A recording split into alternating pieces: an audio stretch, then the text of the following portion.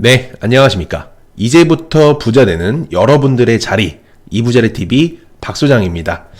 자, 저번 청약 1편에 이어서 이제 두 번째 편으로 찾아왔습니다. 요즘 일단 코로나 때문에 시국이 굉장히 어려운 상황입니다. 하지만 어려운 만큼 각자의 자리에서 할 수 있는 최선을 다한다면 이 또한 분명히 극복이 가능할 거라고 믿습니다. 자, 오늘 저희가 가져온 주제는 이제 투기지역 그리고 투기과열지구 조정 대상 지역의 모든 것이라는 주제로 여러분들과 함께 공부를 해보려고 합니다. 자, 그동안 복잡하고 애매했던 내용들을 이번 영상을 보시면서 아주 말끔하게 정리될 수 있을 거라 확신하고 마음 편하게 한번 봐주시면 감사하겠습니다. 자, 그러면 본격적으로 시작해 보도록 하겠습니다.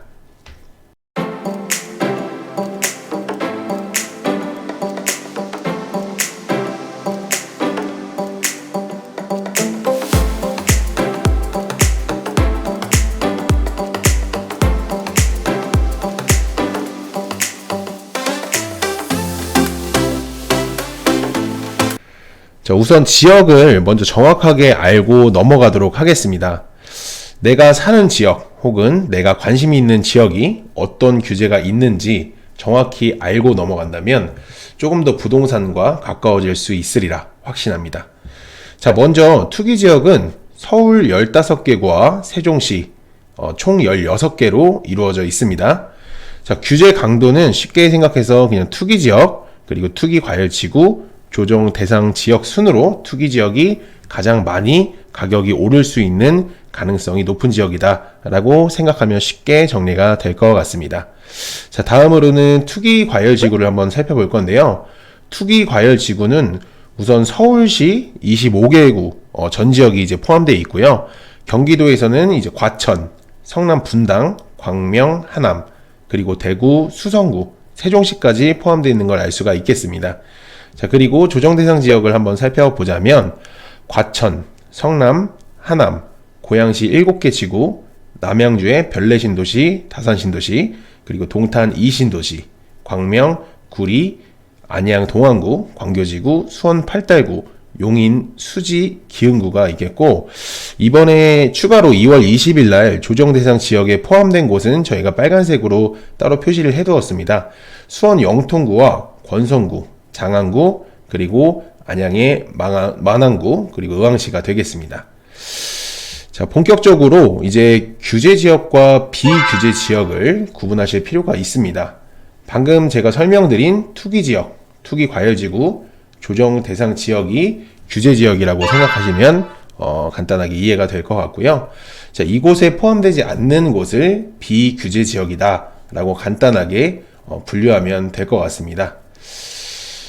조금 더 쉬운 이해를 위해서 도형으로 한번 설명드려 볼게요. 우선 이렇게 투기 지역이 있고, 그 다음에 투기 과열 지구가 있고, 그리고 조정 대상 지역이 있습니다. 그러니까 쉽게 말해서 교집합의 관계라고 보시면 될 것 같고, 그러니까 모든 곳에 포함되어 있는 투기 지역이 규제 강도가 가장 강한 지역이다. 이렇게 쉽게 생각하시면 될 것 같습니다. 우선 이제 간단하게 이제 개념 정리가 된 것 같고요. 자, 그럼 내가 어떤 지역에 청약을 집어넣기 위해서 갖춰야 하는 1순위 자격은 무엇이 있을까 함께 살펴보도록 하겠습니다.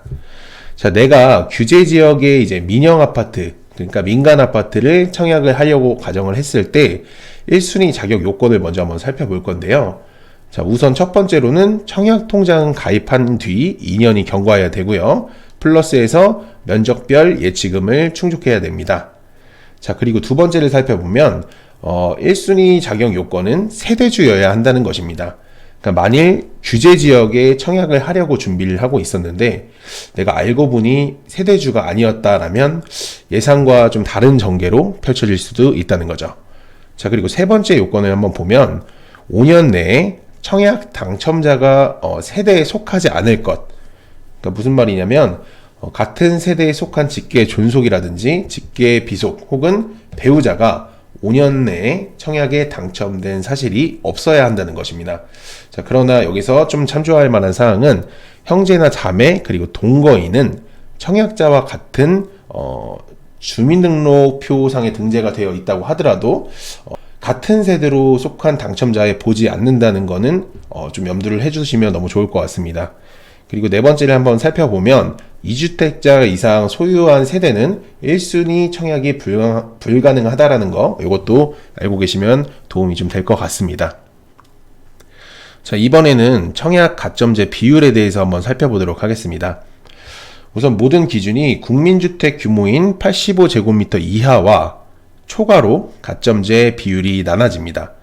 표를 한번 보셨을 때 투기 과열지구 같은 경우에는 기존의 가점제 비율이 75%에서 현재 개정되어서 가점제 비율이 100%로 조정이 되었습니다. 근데 만약에 내 기준으로 본다면 청약 가점 점수가 너무 낮아서 당첨될 확률이 굉장히 낮다라고 염두를 하고 계신 분들은 투기 과열 지구 내 85제곱미터 이하의 청약을 집어넣는 일은 어떻게 보면 좀 무용지물 같은 일이 될 수도 있습니다. 자, 우선 표를 한번 자세히 살펴보시고요. 한번 본인의 상황에 맞게 추첨제에 넣을 것인가, 가점제에 넣을 것인가 한번 결정을 해보면 좋을 것 같습니다. 자, 그 다음은 이제 재당첨 제한에 대해서 한번 살펴보겠습니다. 이것도 굉장히 중요한데요.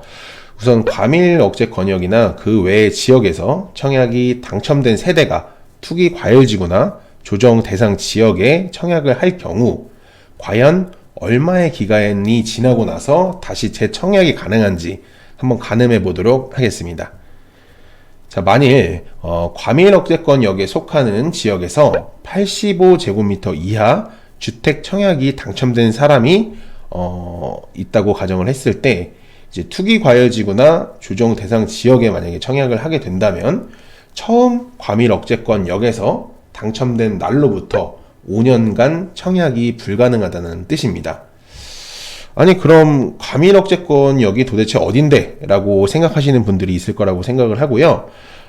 제가 한번 보여드리도록 하겠습니다. 여기 지금 띄어져 있는 창에 나온 지역들이 전부 과밀 억제권역에 속하는 지역이다 라고 생각하시면 될 것 같고요.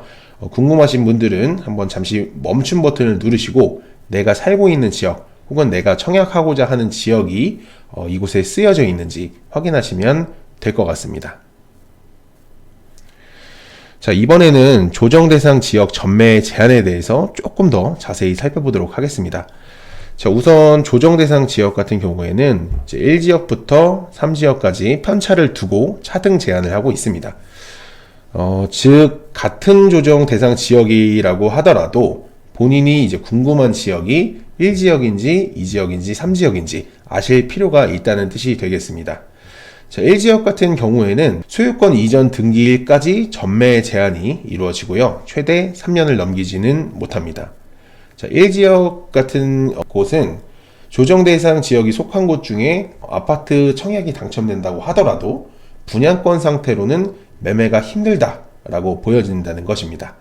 자, 그리고 2지역은 전매 제한 기간이 1년 6개월, 그리고 3지역은 공공택지는 1년, 공공택지 외는 6개월로 전매 제한이 형성되어 있는 걸 알 수가 있겠습니다. 자, 여기서 참고사항을 한번 짚고 넘어가도록 할게요. 조정 대상 지역이 전부 청약 과열 지역은 아니라는 점을 알고 계셔야 되겠고요. 그리고 조정 대상 3지역은 세대원이라고 해도 청약이 가능하고 재당첨 제한 규정도 적용을 안 하고 있습니다. 자, 즉 청약제도는 비규제 지역과 동일하게 적용을 하지만 이제 분양권 세율 그리고 세금 같은 규제들은 조정 대상 지역과 동일하게 규제를 한다라고 보시면 깔끔하게 정리가 될 것 같습니다. 자, 이번에는 대출을 한번 살펴보도록 할 건데요. 우선 투기 지역 같은 경우는 일반적으로 LTV, DTV가 40%씩 적용을 받고 투기 지역에서 주택담보대출 한 건 이상 보유한 세대는 대출이 30%만 가능하다고 그렇게 보여집니다. 우선 요거는 상황에 따라서 조금씩 달라질 수 있으니까 참조만 하시고 자세한 상황은 금융권 가서 상담을 하시면 가장 정확할 것 같습니다. 자, 그리고 투기 지역으로 지정되게 되면 중도금 대출 발급 요건이 강화되고 2건 이상의 아파트 담보대출이 있는 경우에는 주택담보대출 만기 연장이 제한될 수 있습니다.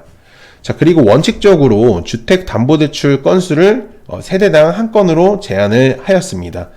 단 이제 기존 주택을 2년 내 처분 약정을 하면 예외가 가능한 경우가 있습니다. 자, 그리고 기업 자금 대출도 제한을 두었고요. 투기과열 지구를 한번 살펴보면 역시 LTV DTI 제한이 40%씩 적용을 받고 있고요. 마찬가지로 중도금 대출 발급 요건이 강화되었네요. 그리고 조정 대상 지역은 LTV 60%, DTI 50%로 기준점을 잡으시면 될 것 같습니다. 자, 다음 페이지에서 조금 더 자세하게 한번 살펴보도록 하겠습니다. 자, 우선 이 자료는 금융위원회 최근 보도 자료를 저희가 인용한 자료고요. 저희가 우선 보아야 될 것은 가계대출 그리고 아파트 구입용입니다. 아파트 금액별로 우선 이렇게 나눠져 있고요. 투기지역과 투기과열지구 내에 15억을 초과하는 아파트는 LTV 적용을 아예 못 받습니다. 그리고 9억 초과 15억 이하의 아파트는 9억까지는 40%, 그리고 9억 초과분에 대해서는 20%의 LTV를 적용하겠다라는 것입니다. 자, 그리고 9억 이하의 아파트는 둘 다 40%의 LTV를 적용받을 수 있습니다. 자, 이번에는 조정 대상 지역도 한번 살펴보면 금액은 9억 이하와 그리고 9억 초과로 아주 심플하게 분류가 되고 있습니다. 9억 초과 아파트는 9억까지는 50%의 LTV를 그리고 9억 초과분에 대해서는 30%의 LTV를 적용하겠다. 조정 대상 지역 내 9억 이하의 아파트는 LTV 50%의 적용을 받는다는 걸 알 수가 있습니다. 자, 이번에는 세제를 한번 살펴볼 건데요. 눈에 띄는 거는 조정 대상 지역 내 다주택자의 양도세를 중과하겠다. 그리고 장기 보유 특별 공제를 배제하겠다라는 건데요. 쉽게 말해서 다주택자들의 세금 혜택을 대폭 감소시키겠다라는 어떤 정부의 입장이 눈에 띄고 있습니다. 조정 대상 지역 내에서 2주택을 소유하고 있는 세대는 기존 양도소득세 세율을 10%포인트를 추가해서 부과하게 되고, 이제 3주택을 소유하고 계신 세대 분들께서는 기존 세율의 20%포인트를 추가로 부과하겠다. 잘 예측하셔서 지금 내가 팔려고 하는 지역이 그리고 자기가 소유한 주택수 대비해서 어떤 상황인지 정확히 이해를 하고 매도를 준비하셔야 될 것 같습니다. 자, 그리고 1세대 1주택을 소유하신 분들의 비과세 요건을 기존에는 2년 이상 보유만 하고 있으면 되었다가 이제는 2년 이상 거주를 해야 비과세 혜택을 받을 수 있다라고 보시면 될 것 같고요. 분양권 전매 시 양도세율은 50%, 지방세까지 포함하면 55%가 되겠고요. 2주택 이상자 장기 보유 특별 공제에서 제외가 되겠습니다. 자, 그리고 이제 마지막으로 20년 3월 10일 자금 조달 계획서 대상 지역이 확대되었다는 내용의 보도자료가 발표되었습니다. 자, 적용되는 시점은 올해 이제 3월 13일부터 바로 시행이 된다고 합니다. 다만 이제 3월 13일 기준으로 이전에 진행된 계약건들에 대해서는 제출 의무가 없고, 그 이후에 거래되는 계약건들이 의무 제출 대상이라는 점 아셔야겠습니다. 그 제출을 하게 되는 시점이 그럼 도대체 언제냐? 그걸 한번 살펴봤을 때 이제 계약을 하고 나서 실거래 신고를 하게 되는데 이때 계획서와 증빙 자료 등을 일괄 제출하면 된다라고 합니다. 자, 여기까지 내용을 나름대로 한번 정리를 해 보았습니다. 이 내용이 만약 여러분들께 조금이라도 도움이 되셨다면 좋아요와 구독하기 눌러주시면 감사하겠습니다. 자, 이상 이부자리TV 박소장이었습니다. 감사합니다.